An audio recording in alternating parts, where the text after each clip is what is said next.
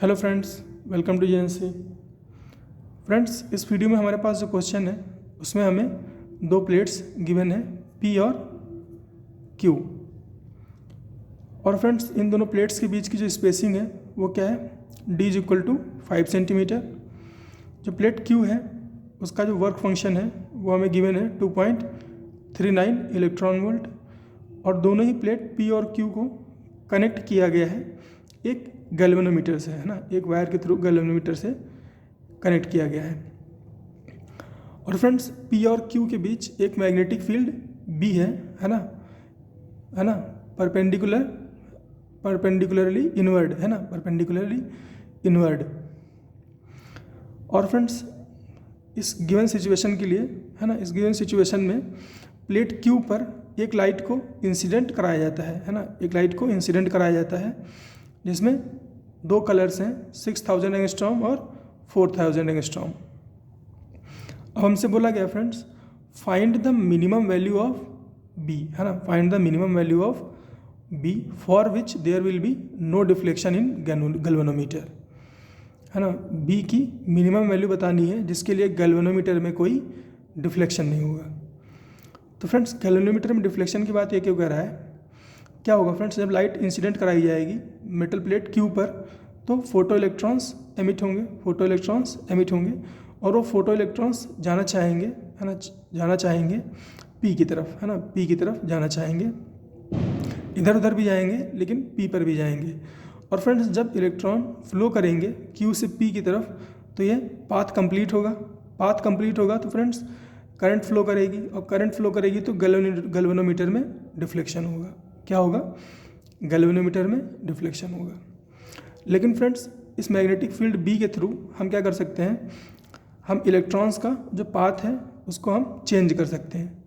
तो हमसे यही पूछा गया है कि बी की मिनिमम वैल्यू क्या होगी, बी की मिनिमम वैल्यू क्या होगी जिसकी वजह से गैल्वेनोमीटर का जो डिफ्लेक्शन है वो ज़ीरो हो जाए। तो क्वेश्चन मैंने आपको एक्सप्लेन कर दिया है, आप एक बार वीडियो पॉज करके खुद से ट्राई कर लो, उसके बाद आ जाओ मेरे सॉल्यूशन पे।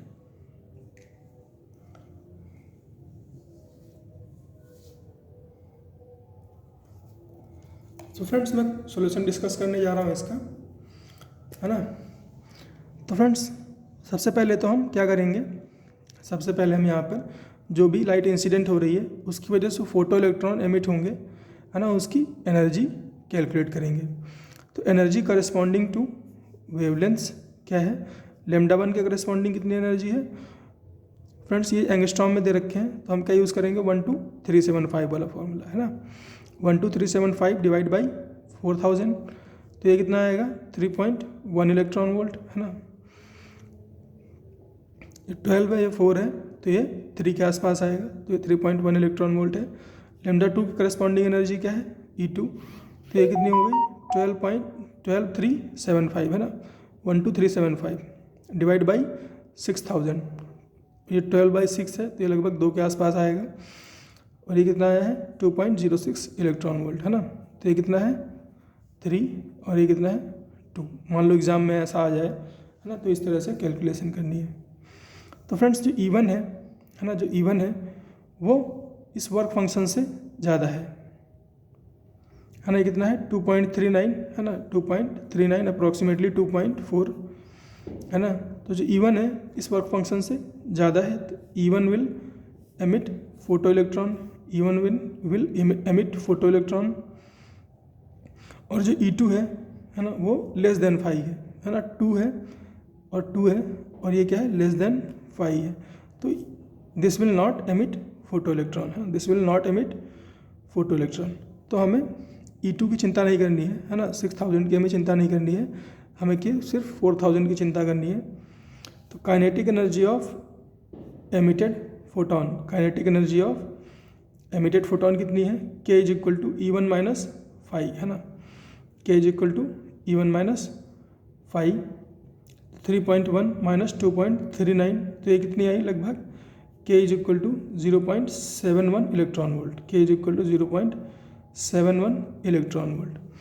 तो फ्रेंड्स, अब इस डायग्राम को देखो आप, यहाँ से फोटो इलेक्ट्रॉन, है ना, निकला, बहुत सारे फोटो इलेक्ट्रॉन होंगे फ्रेंड्स, है ना, इधर उधर हर डायरेक्शन में होंगे, लेकिन हमें किसकी बात करनी है, हमें जो स्ट्रेट जा रहा है उसकी बात करनी है ना, क्योंकि हमें बी मिनिमम की वैल्यू चाहिए।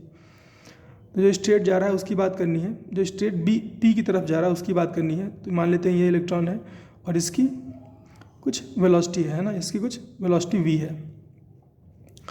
तो फ्रेंड्स हमें पता है ना, moving charge in a magnetic field follows a circular path, है ना, moving charge in a magnetic field follows a circular path. और फ्रेंड्स इसकी डायरेक्शन कैसे फाइंड करते हैं, तो उसके लिए हमारे पास क्या है, राइट हैंड पाम रूल, है ना, right hand palm rule universally applicable, है ना, हर एक चीज़ पे वो एप्लीकेबल हो जाता है। तो राइट हैंड पाम रूल से देखोगे आप, है ना, राइट हैंड पाम रूल से देखोगे तो आपको पता चलेगा कि इस पे जो फोर्स है वो कैसा लग रहा है, राइट वर्ड लग रहा है, मतलब अंदर की तरफ ऐसे लग रहा है फोर्स।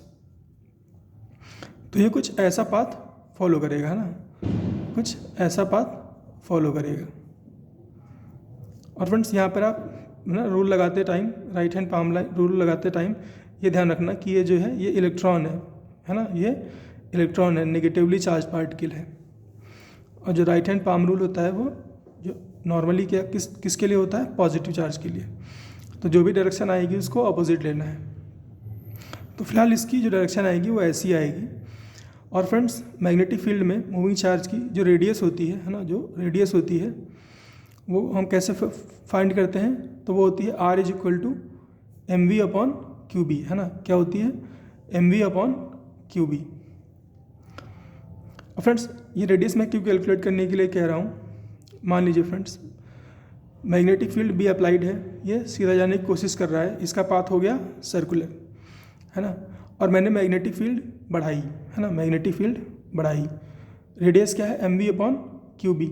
वी जो है वो क्या है, कांस्टेंट है, वी क्या है, कांस्टेंट है, क्योंकि काइनेटिक एनर्जी कांस्टेंट है ना, और मास और चार्ज तो पहले से कांस्टेंट थे। तो एम वी अपॉन क्यू तो कांस्टेंट है, केवल बी पे डिपेंड कर रहा है मामला। तो फ्रेंड्स इस पर्टिकुलर इलेक्ट्रॉन की कुछ वेलोसिटी है वी, है ना। अब मैंने क्या किया, बी को बढ़ा दिया, है ना, बी को बढ़ा दिया, और मैंने बी को इतना बढ़ा दिया, है ना, बी को बढ़ाऊंगा फ्रेंड्स, तो ये जो रेडियस है ये क्या होगी,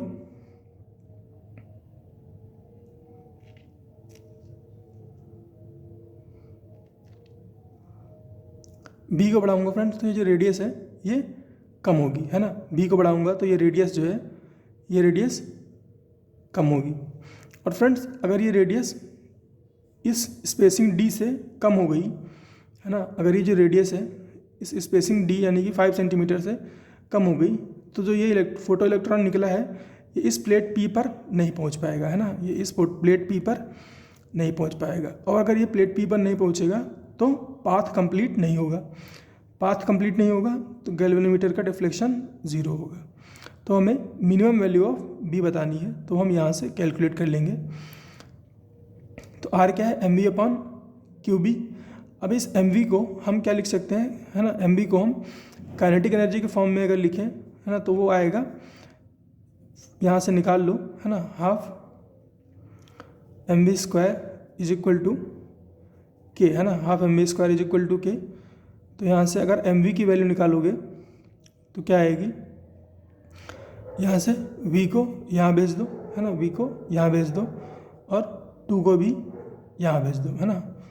तो एम वी की वैल्यू क्या हो जाएगी, एम वी की वैल्यू क्या हो जाएगी, अच्छा तो v तो फिर भी रह जाएगा। तो ऐसा करो पहले मैं आपको, है ना, m v upon q B से 2k m upon B Q दिखा देता हूँ, है ना।